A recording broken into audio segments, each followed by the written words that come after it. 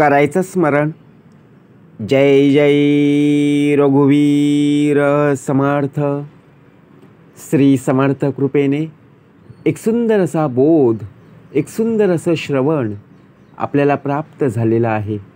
या श्रवणाच्या माध्यमातून उत्तमाचं सामर्थ्यसुद्धा समर्थांनी प्राप्त करून दिलेलं आहे. बघा प्रत्यक्षपणे भाग कसा दिलेला आहे, नक्कीच श्रवण करूया. समजले? तुम्ही जीवनामध्ये, आयुष्यामध्ये दुःखाने प्रत्यक्षपणे त्रासलेले आहात. प्रत्येकाच्या आयुष्यात दुःख आहेतच, परंतु आयुष्यामध्ये आपण हसलं पाहिजे.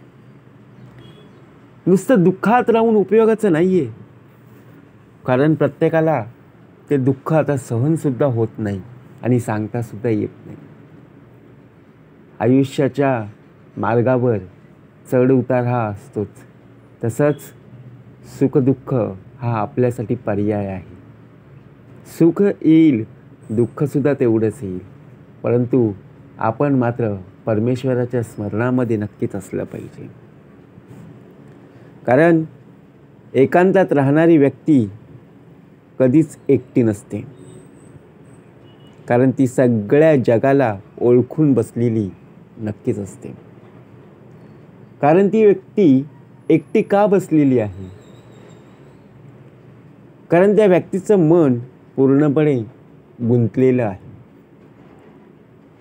ती कुठल्या ना कुठल्या तरी चिंतेत आहे. त्या चिंतेमध्ये असणारी ती व्यक्ती तिचा गुंता कोण सोडवी?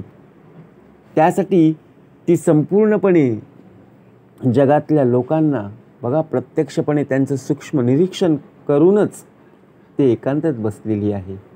कारण प्रत्येक वेळेला ती व्यक्ती लोकांकडे मदत मागायची आणि मदत मागता मागता कोणीही त्या मदतीला धावून आले नाही. म्हणजे या जगामध्ये इतकी लोक असताना सुद्धा जर कोणी संकटामध्ये जेव्हा मदत असते तेव्हा कोणीही करायला येत नाही, त्यावेळी ती व्यक्ती समजून गेली आणि प्रत्यक्षात ती एका कोपऱ्यामध्ये जाऊन बसली. विचार करा, आपल्याला टेन्शन आलं, आपल्याला चिंता, बघा आपल्या डोक्यामध्ये सतत तेच विचार, हातातली वस्तू आपण आदळापट करत असतो, आपले घरचे ओरडतात आणि आपण त्यांच्यावर राग काढत असतो. कारण मानवी नात्यात जर सर्वात मोठा शत्रू कोणी असेल तर तो आपला गैरसमज. आपण का म्हणून राग काढायचा? आपण आपल्या घरच्या लोकांवर आपण राग काढत असतो. अहो, आपण दुःखाने झालेलो आहोत, त्रस्त झालेले आहोत. मग दुसऱ्यांवर राग काढून ते आपले दुःख कमी होणार आहे का? जर एखादी वस्तू आपल्याला त्याच वेळेला जर मिळाली नाही ना, तर आपण मुलांवर राग काढतो, मुलींवर राग काढतो, बायकोवर राग काढतो, आई वडिलांवर राग काढतो, भावावर काढतो, बहिणींवर काढतो. पण साध्य काय झालं? अहो, ती वस्तू आपल्याला मिळाली नाहीये आणि थोड्या वेळानंतर आपलं मन, डोकं शांत झाल्यानंतर आपल्याला असं वाटतं, अरे 2 मिनिटाचा राग होता, पण तो जर व्यक्त केला नसता तर बरं झालं असतं. शेवटी आपला गैरसमज होतो ना. विचार, आयुष्यात संघर्ष हा आवश्यक असतो, परंतु संघर्षामुळे मनुष्यात आत्मविश्वास निर्माण होत असतो. संघर्ष तर करायचंच आहे. आयुष्यात संघर्ष नसेल तर मजा काय? बरोबर की नाही? एखादी स्पर्धा आहे, एखादा खेळ आहे, त्या खेळामध्ये आपल्याला आव्हान कोणी दिलं तरच त्या खेळाला मजा आहे ना. जर नुसतंच आपण खेळत राहिलेलो आहोत, मग त्याला मजा आहे का? नाही आहे. म्हणून जीवनामध्ये संघर्ष हा असलाच पाहिजे आणि त्यामुळे आपला आत्मविश्वास निर्माण होत असतो. माणूस एक वेळ बघा मार सहन करू शकतो, परंतु शब्दांचा मार केव्हाही सहन करणार नाही. आपण एखाद्या व्यक्तीला जर मारलं तर ती व्यक्ती सहन करून घेईल, परंतु जर आपण एखादा शब्द त्या व्यक्तीला बोलून गेलो तर तीच व्यक्ती तोच शब्द शेवटपर्यंत लक्षात ठेवेल, एवढं मात्र नक्की. मग आपला देह कुठल्या कारणाने त्रस्त झालेला आहे हे ओळखायचं. आपल्याला सुद्धा आजारपण येत असतं. आई वडील आहेत, आई वडिलांनी आपल्याला बघा प्रत्यक्ष लहानपणापासून पालनपोषण केलेलं आहे, वाढवलेलं आहे, संस्कार दिलेले आहे, शिकवण दिलेली आहे. आणि जर प्रत्यक्षात बघा आई वडिलांना एखादा आजार झाला, त्या आजारामध्ये आपण आई वडिलांकडे लक्ष देत नाही. विचार करा, ज्या माऊलीने, ज्या वडिलांनी आपल्याला लहानाचं मोठं केलं, त्या आईला आपण आता विसरलेलो आहोत, त्या वडिलांना आपण विसरलेलो आहोत. ज्या आईला प्रत्यक्षपणे आता खरी गरज आहे, ज्या वडिलांना आता प्रत्यक्ष त्या मुलाची, त्या मुलीची गरज आहे, पण आता बघा सरत्या आयुष्यामध्ये कोणीही मदतीला धावून आले नाही. म्हणून जीवनात संघर्ष हा येतच असतो, परंतु प्रत्यक्षात मनातील भय हा काढला पाहिजे. नशिबाने दिलेल्या पदाचा गैरवापर करू नका हो, कारण कोणाचा अपमान करू नका आणि कोणाला कमी लेखू नका. वेळ ही तुमच्यापेक्षाही शक्तिशाली आहे. वेळेला किंमत द्या. निसर्ग कोणाला कधीच लायकीपेक्षा महान बनण्याचा क्षण देत नाही. निसर्गाची देणगी आहे,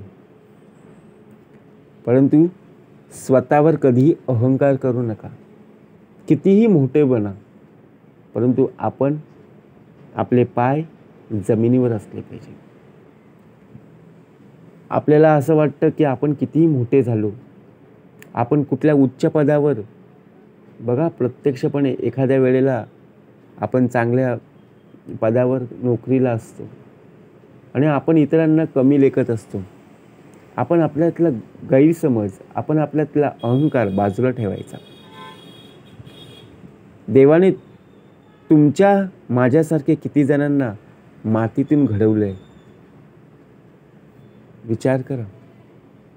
त्याने आकार दिलेला आहे.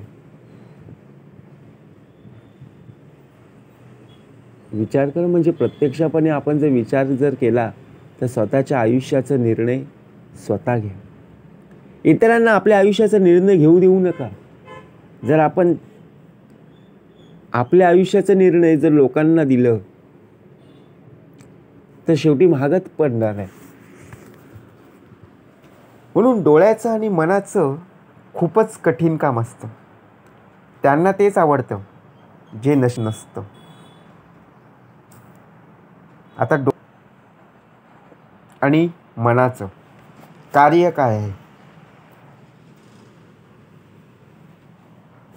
आपण जे डोळ्यांनी प्रत्यक्षपणे पाहत असतो, पाहिलेलं आपण डोक्यामध्ये, मेंदूमध्ये आणि मनामध्ये आपण साठवून ठेवतो. परंतु मन हा चंचल असतो. कानाने प्रत्यक्षपणे ऐकलेलं आहे. आता तोंडाने बोलायचं आहे, पण काय बोलायचं आहे? जे पाहिलंय, जे ऐकलंय तेच बोलणार आहोत. बरोबर की नाही? आपण जेव्हा खरोखर काय महत्त्वाचं आहे यावर लक्ष केंद्रित करतो ना, तेव्हा कळतं की जीवन किती तेजस्वी आहे. आपण किती कोणाला महत्त्व देतो. एखादा बघा नवीन वस्तू बाजारात आली की आपण त्या वस्तूला किती किंमत देत असतो, परंतु ती कालांतराने त्या वस्तूची किंमत कमी होते. नवीन नवीन वस्तू बाजारात आली की विचार करा. मग तसंच आपण आहोत. आपला देह समजून घ्यायचा की आपली किंमत लोक कुठपर्यंत करत असतात. स्तुती करणारे सुद्धा लोक आहेत, निंदा करणारे सुद्धा लोक आहेत. मग कोणाशी जवळीक जर आपण साधली तर आपल्या देहाची किंमत वाढेल. आपण किंमत वाढण्यासाठी लोकांपर्यंत पोहोचू नका. आपण एवढं मोठं कार्य करा की शेवटपर्यंत कीर्ती राहिली पाहिजे. बरोबर की नाही? ज्याप्रमाणे संकट आल्यावर कधीही कोणाची मदत मागू नका, कारण संकट फक्त 4 दिवसाचं असतं, परंतु उपकार आयुष्यभरासाठी असतं. कारण ते बोलून दाखवणारे असतात. अहो, संकट आत्ता येईल, या क्षणाला येईल. लोक धावून सुद्धा येतील, मदत करून जातील. आपण मदत केलेली लोक आहेत ना, मदत करणारी जी लोक आहेत ती पिढ्यानपिढ्या वर्षानुवर्ष ती इतरांना सांगत बसतील, आम्ही यांना मदत केली होती, आम्ही त्या दिवशी मदत केली होती. म्हणजेच एकदाच मदत केलेली असते, परंतु ती आयुष्यभर त्यांची ती कॅसेट चालूच असते. विचार करा.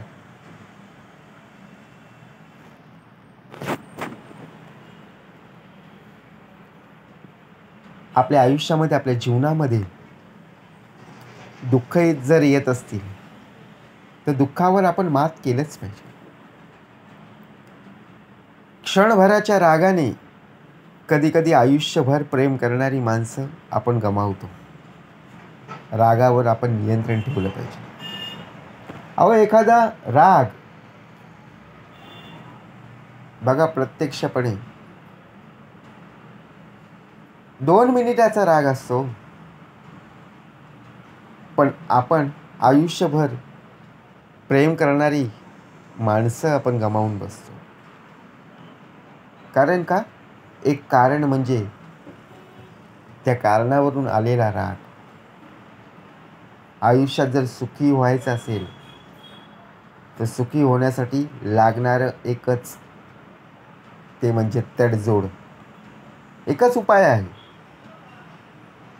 गेल्यानंतर कुणीतरी आपली आठवण काढावी, यासाठी जिवंत असताना दुसऱ्यांसाठी जगावं लागतं.